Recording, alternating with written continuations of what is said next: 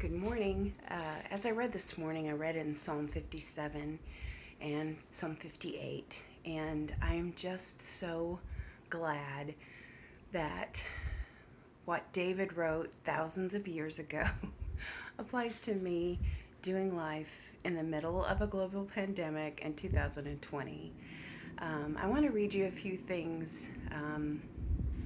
that I know you'll be encouraged by. I know I was. I cry out to God Most High, who fulfills his purpose for me. That's in Psalm 57. And then in Psalm 58, he says, they, meaning his enemies, if you read anything or know anything about the life of David, didn't have the cushiest life. In his early days of trying to be king of Israel, he had enemies, and he was in life-threatening situations. He was in the middle of a political battle in the state of Israel, half submitted to his direct leadership as king, and half did not. It was a volatile time. And so when you're reading through Psalms, he'll say things like, I'm a worm, I'm dead, I'm a dog, my enemies stand and want to devour me. And then you'll hear him say things like this, but my heart is steadfast, my heart sings, my heart will make melody. I will awake like the dawn, and I will give you thanks.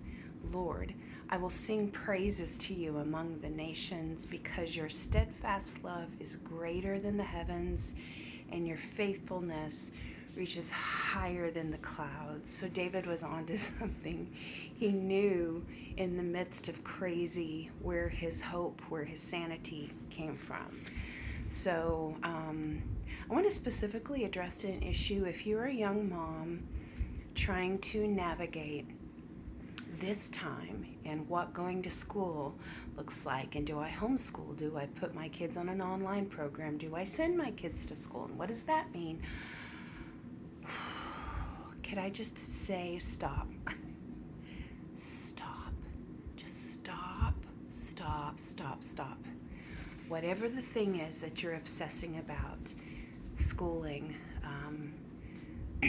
whatever it is, right? Just stop. We have so much information at our fingertips through our phone. A few scrolls through our news feeds, social media feeds, and we can get to the point where Prozac and Xanax are our only options. And from one who has dealt with anxiety, been diagnosed, got the pill, got the t-shirt, can I just say stop? Just stop. Sometimes we physically just need to stop and let our bodies have a chance to reset. So just breathe. I want to remind you that if you know God, it does not excuse you from being human. So yay, you're a human, and you are not immune. You don't have a vaccine against anxiety and stress and worry. But you also have a vaccine, right? And that's God's word. When I was a young mom, I was diagnosed with anxiety. I probably had it for a long time. I also believe that because of my latter teenage years, early adult years, there was a lot of stress and drama and trauma, and I developed anxiety. When it first happened, when I had my first panic attack, I thought I was going crazy. What happened from about 30 until I was about 37 was I've developed some strategies to deal with what my physical body was doing, right? Deep breathing, got on medication, found some homeopathic remedies that would take the edge of the panic off. But that was not enough. I needed some things to combat what was going on inside, spiritually and emotionally. There were some triggers that once my body would respond to anxiety, then my emotions would attach all these feelings to it, right? And so I had to deal with some of the emotional things through counseling, through talking with a friend, through intense prayer and facing some things to deal with the emotional, right? And then I also had to gain some spiritual muscle to go, okay, my body may be doing this, my mind may be feeling this, and emotions are agreeing with that, but I know what God's word says, and God says this. And I just developed a mantra. I know I'm feeling that, but God says this. I know I'm feeling that, but God says this.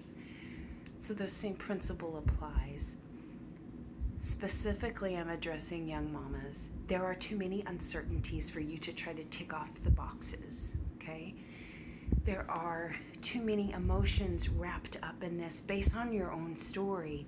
It shouldn't be like this. I'm a failure. The school system's failing me. My kids, blah. Stop. Breathe. Most of what is happening is so out of your control, but so doesn't take God by surprise.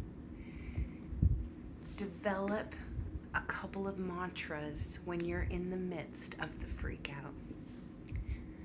As you stop and as you breathe, go to God's word. I don't care if you feel like it or not. And grab some promises. Grab some promises like his faithfulness is higher than the heavens and reaches further than the clouds. Grab some promises like Psalm 57. God, I cry out to you, Most High, who fulfills his purposes for me. This pandemic didn't take God by surprise, and he's not brought it into your life to harm your children, okay? The best thing your children need are parents who are healthy, emotionally and spiritually, okay? Of course, physically, but breathe. Grab some promises from God's word. And maybe quit looking at social media so much. And when that freak out comes, but if I send my kid to school, stop. What does God's word say? He fulfills his purposes for you and for your kids. Repeating God's word. Talk to another friend. Get a mentor, for Pete's sake, an older, wiser woman like me, or those like me who have learned some experiences. No, we've never been through a global pandemic, but we've gone through early stages of motherhood and the stresses. But you're not meant to walk alone. God is with you. He's provided his word as your rock, as your anchor, okay? Let that be your go-to. Talk to some friends who can support you and go, I know I'm feeling the same way. Grab a mentor. Grab somebody who's older and wiser who can help give you some oxygen. So, you're not alone. God has not forgotten you or your children. He's got a good plan to prosper you, not to harm you. Those are not my words. Those are his. Stop and breathe.